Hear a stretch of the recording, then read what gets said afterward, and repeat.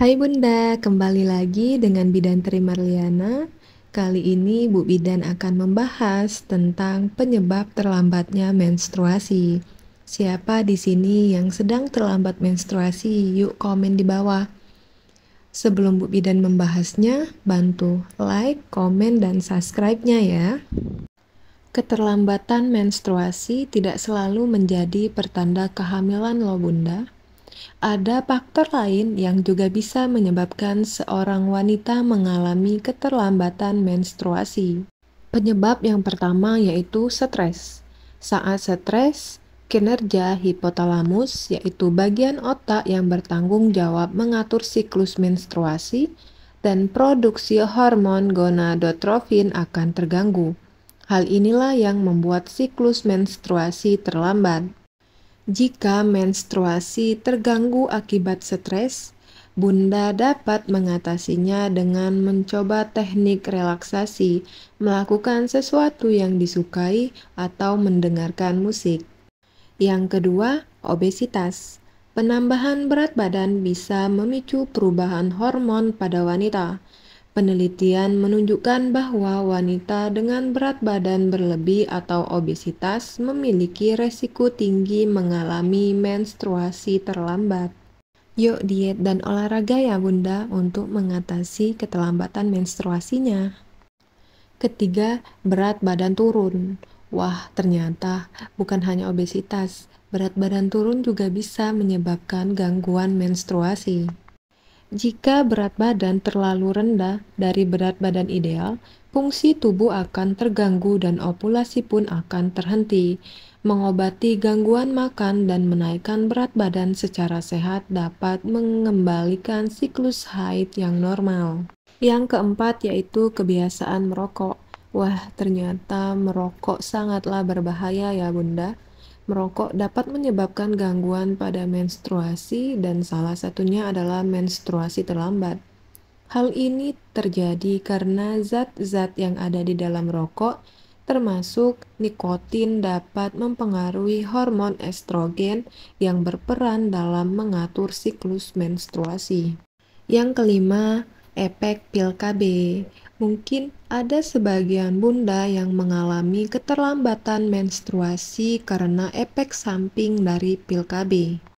Pil KB itu sendiri mengandung hormon estrogen dan progestin yang dapat mencegah pelepasan sel telur sehingga siklus menstruasi pun menjadi tidak teratur.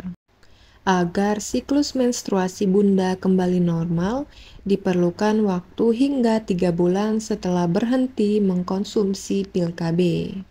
Jenis alat kontrasepsi lain yang juga dapat menyebabkan menstruasi bunda terlambat adalah KB implan dan suntik KB. Yang keenam yaitu PCOS. PCOS adalah suatu kondisi yang menyebabkan tubuh bunda memproduksi lebih banyak hormon androgen. Kondisi ini bisa membuat menstruasi tidak teratur atau bahkan berhenti sama sekali. Penyebab PCOS hingga saat ini masih belum diketahui secara pasti, tetapi diduga berkaitan dengan kondisi lain seperti resistensi insulin. Selain menstruasi terlambat, gejala PCOS lainnya adalah kulit berminyak atau berjerawat, berat badan meningkat secara tiba-tiba, dan muncul bercak-bercak gelap pada kulit. Ketujuh, penyakit kronis. Penyakit kronis seperti diabetes dan penyakit celiac dapat mempengaruhi siklus menstruasi. Gula darah yang tidak stabil berkaitan erat dengan perubahan hormon. Oleh karena itu, diabetes yang tidak terkontrol membuat menstruasi menjadi tidak teratur. Yang kedelapan, gangguan tiroid. Kelenjar tiroid berfungsi untuk mengatur metabolisme tubuh. Jika hormon ini tidak bekerja dengan baik, menstruasi pun bisa terganggu. Kelenjar tiroid bermasalah dapat dikenali dengan gejala berupa lelah, penurunan berat badan secara drastis, rambut kering dan kasar, serta sensitif terhadap suhu panas atau dingin. Yang kesembilan yaitu menopause dini. Menopause dini terjadi ketika ovarium berhenti bekerja sebelum seorang wanita berusia 40 tahun. Menopause dini menyebabkan pelepasan sel telur berhenti, yang juga ditandai dengan gejala menstruasi terlambat, berkeringat saat malam, dan sulit tidur. Itulah beberapa kondisi yang dapat menyebabkan menstruasi bunda terlambat.